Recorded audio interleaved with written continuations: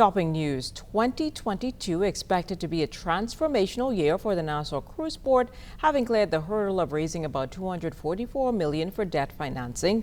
Just last month, an initial public offering saw more than the anticipated $25 million raised among investors and scores of Bahamians. Port officials on what the next few months of the phases in the development will bring.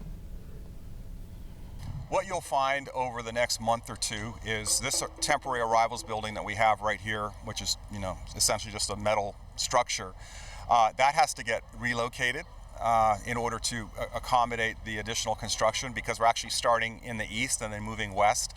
That's why if we were walking over to the east side, you'd see the steel coming out of the ground where the arrivals terminal is going to be. The customs immigration trailers that are right behind you all have to be relocated further to the west. Chief Executive Officer of the Nassau Cruise Port Limited, Michael Mora, speaking to some of the changes in the months to come for the redevelopment of the Nassau Cruise Port at the Prince George Wharf.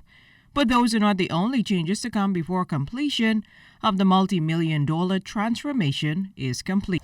And so you're going to begin to see the civil works happening where we're standing right now. By the end of 2022, you will have an arrivals building, you'll have a Junkanoo museum, you will have the marketplace, which handles and supports the 50 authentically Bahamian retail F&B spaces. You'll have the town square, which is 6 larger authentically Bahamian retail and 5 or 6 larger F&B, again Bahamian. And with such a massive undertaking, Mora notes that in the fourth quarter last year, the company raised about $244 million for debt financing, with about 45% of that coming out of international markets. But last month, another public offering took place. And so coming off of that, we had our equity raise, and the reason that the equity followed the debt is, one, we wanted to get to where we are, which is we're 80% through our marine construction. We completed our brand new 6th berth.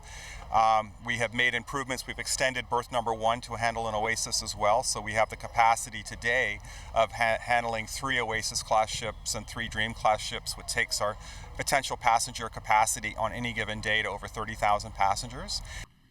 And with visitor arrivals increasing, the festive additions to Rawson Square offer Mora just what was needed to draw visitors to the city center. It was wonderful. I think we as Bahamians, came downtown and we were like, wow, how come we didn't do that before, right?